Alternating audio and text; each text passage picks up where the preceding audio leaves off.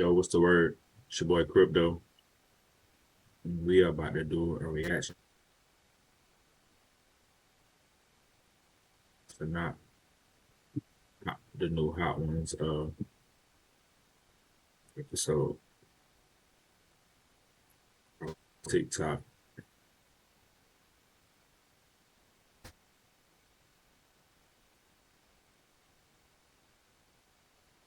Second. I took control, went solo, and built my own online knife empire. Members of the committee, it is my honor and privilege to testify before you on the issue of unidentified anomalous phenomenon, formerly known as UFOs. On behalf of our brave men and women in uniform and across the intelligence community, as well as my fellow Americans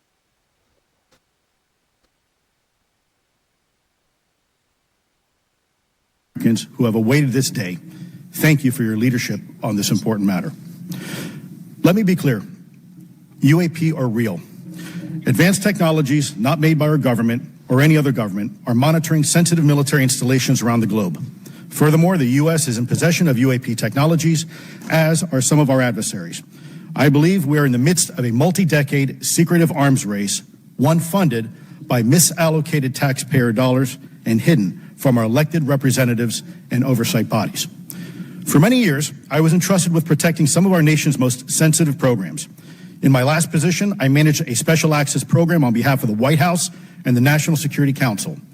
As such, I appreciate the need to protect certain sensitive intelligence and military information. I consider my oath to protect secrets as sacred, and I will always put the safety of the American people first. With that said, I also understand the consequences of excessive secrecy and stovepiping. Nowhere was this more apparent than in the aftermath of 9/11, which many of us remember all too well. I believe that America's greatness depends on three elements. A watchful Congress, B, a responsive executive branch, and C, an informed public. Over the last decade and a half, I learned that certain UAP programs were and are operating without any of these elements. Although much of my government work on the UAP subject still remains classified, excessive secrecy has led to grave misdeeds against loyal civil servants, military personnel, and the public, all to hide the fact that we are not alone in the cosmos. A small cadre within our own government involved in the UAP topic has created a culture of suppression and intimidation that I've personally been victim to, along with many of my former colleagues. This includes unwarranted criminal investigations, harassment, and efforts to destroy one's credibility. Most Americans would be shocked to learn that the Pentagon's very own Public Affairs Office openly employs a professional psychological operations officer as the singular point of contact for any UAP-related inquiries from citizens and the media. This is unacceptable. Many of my former colleagues and I have provided classified testimony to both the Department of Defense and the Intelligence Community Inspector General, and many of us have subsequently been targeted by this cabal with threats to our careers, our security clearances, and even our lives. This is not hyperbole, but a genuine fact, and this is wrong. To fix these problems, I propose three principal actions. First, Congress and the President should create a single point of contact responsible for a whole-of-government approach to the UAP issue.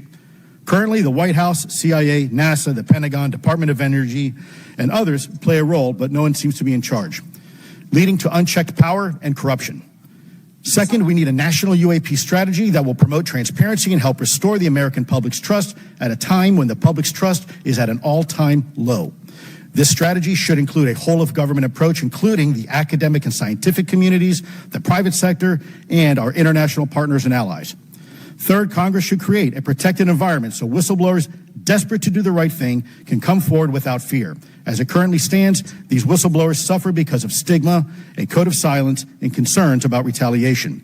These whistleblowers should be encouraged to come forward in ways that protect them against any forms of retaliation. Policies and procedures should ensure that protection, and for those who refuse to cooperate, it is up to the members of this committee and the other lawmakers to wield their subpoena power against hostile witnesses and prevent additional government funding to those UAP efforts that remain hidden from congressional oversight. In closing, we as Americans have never been afraid of a challenge. In fact, we thrive on them, whether it's eradicating polio or going to the moon.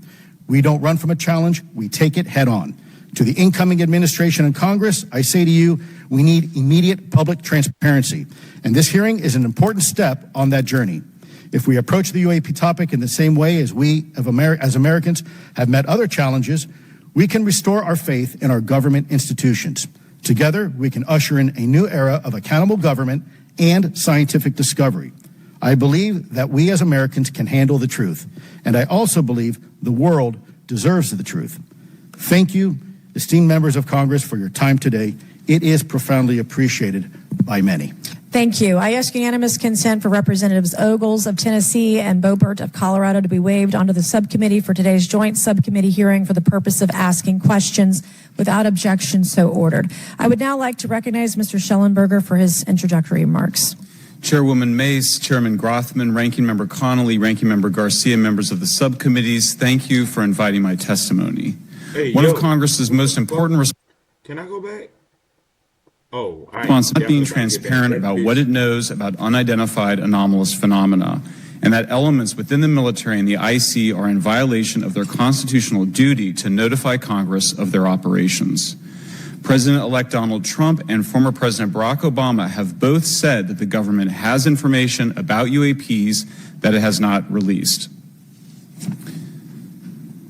There are other explanations for UAPs than that they represent a new form of life or non-human life. Current dominant alternative theories, including those put forward by Arrow, are that UAPs are some kind of natural phenomena we don't yet understand, like ball lightning or plasma. They could also be part of some new U.S. or foreign government weapons programs, such as drones, aircraft, balloons, CGI, hoaxes, or birds. Whatever UAPs are, Congress must be informed, as must the people of the United States. We have a right to know what UAPs